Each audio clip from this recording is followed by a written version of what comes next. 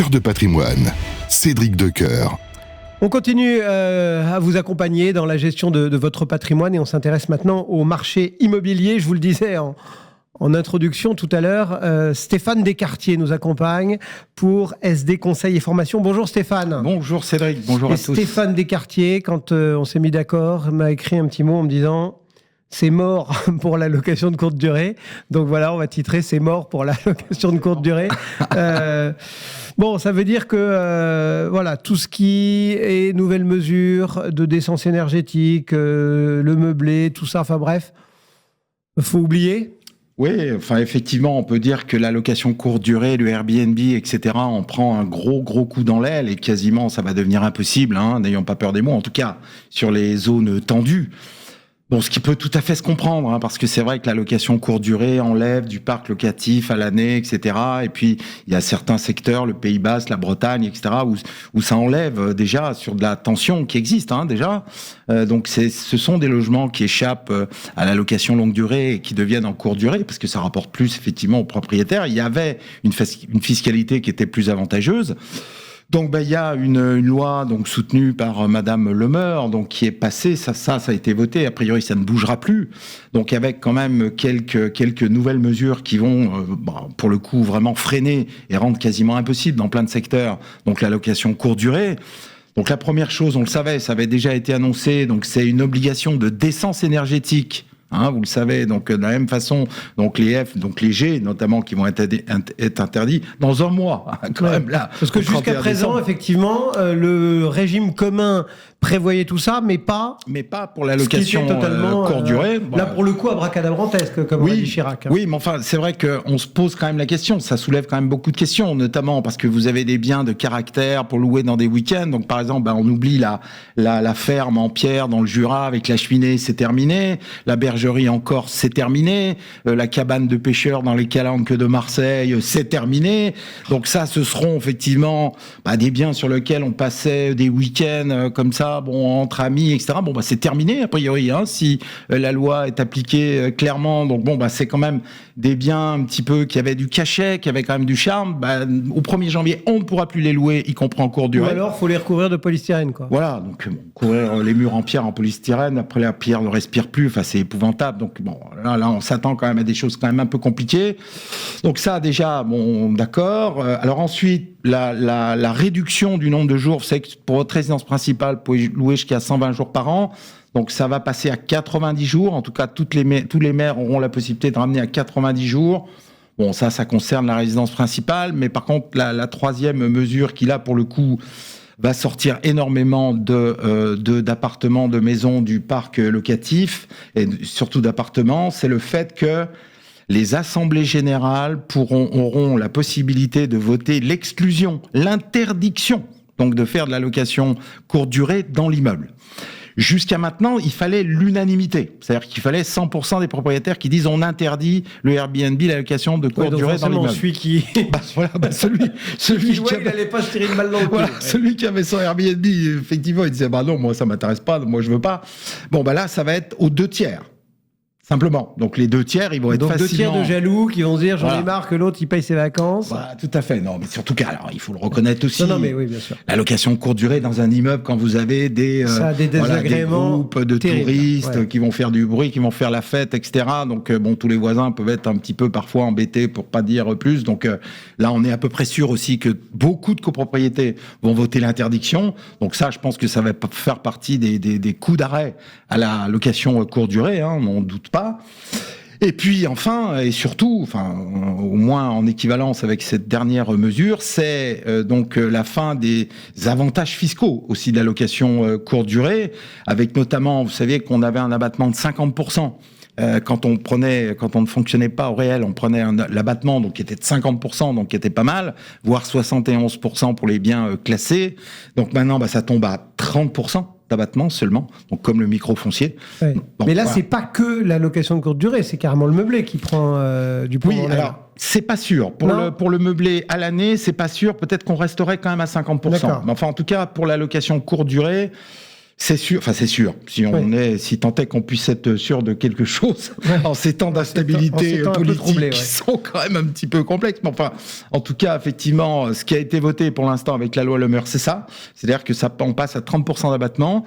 Et pour ceux qui fonctionnent au réel, donc qui pratiquent les amortissements, ça c'est un très gros coup dur aussi.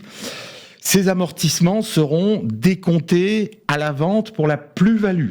C'est-à-dire, ce que vous avez amorti, il faudra le retirer du calcul, de l'assiette de calcul, quand vous passerez à la plus-value, si vous vous séparez du bien, au bout de 10 ans, 20 ans, etc. Donc, en gros, ce que vous avez gagné pendant l'exploitation de votre... vous le perdez à la sortie.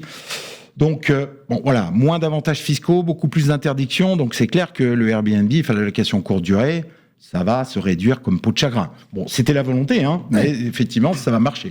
Ça, c'est sûr, ça va marcher. Un petit mot quand même, une fois qu'on découle de tout ça, d'un terme qu'on entend depuis plusieurs longues années, c'est celui de statut du bailleur privé.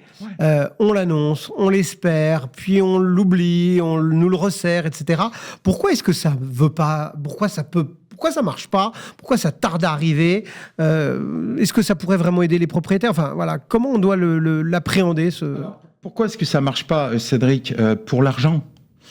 Ça ne marche pas pour l'argent. Le nerf de la guerre. Parce qu'effectivement, les revenus fonciers, vous le savez, ils sont traités à la tranche marginale d'imposition plus des prélèvements sociaux à 17,2. Donc, on est vite sur des montants d'impôts très élevés. Donc, les recettes liées aux revenus fonciers sont quand même très importantes. Et on cherche de l'argent de partout. On n'arrive pas à boucler un budget.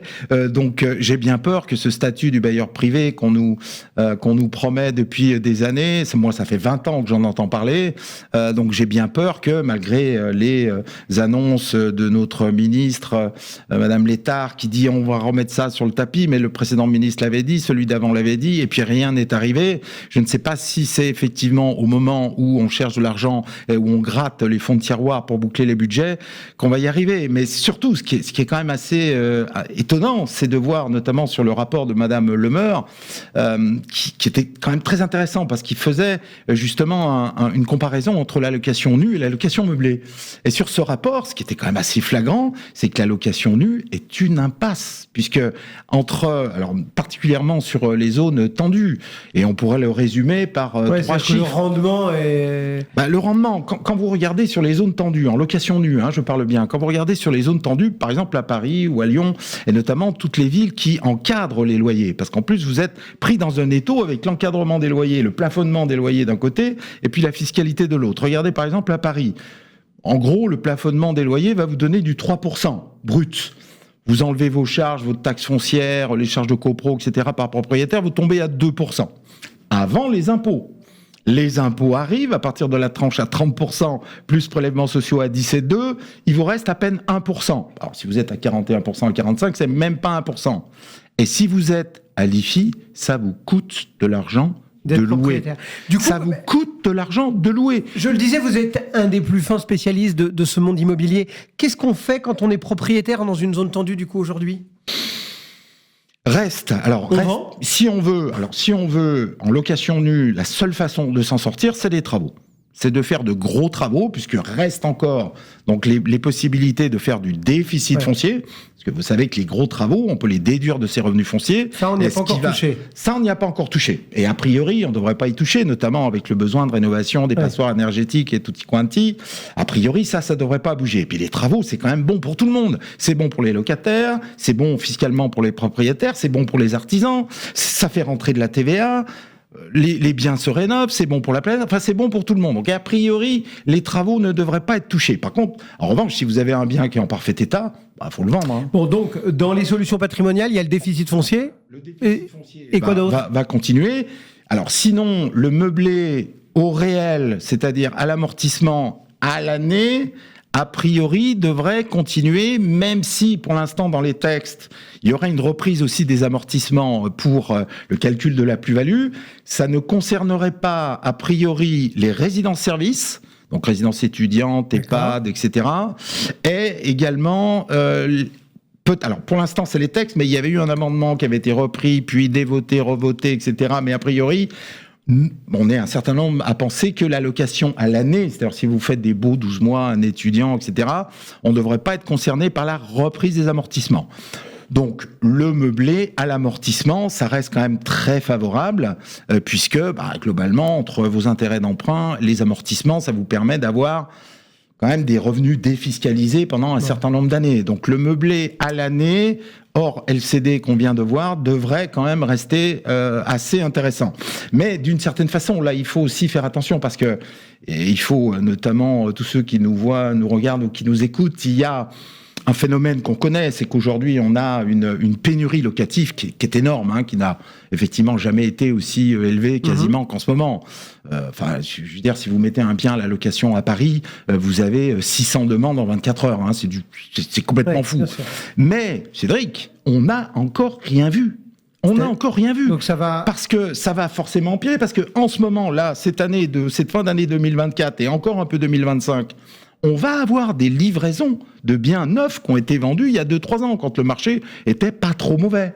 Mais dans 2-3 ans, vu que la production de neuf est quasiment à l'arrêt aujourd'hui, qu'il y a de moins en moins de, notamment bailleurs, y compris dans l'ancien, puisque dans l'ancien, on est passé de 250 000 biens investisseurs à peine 100 000 cette année.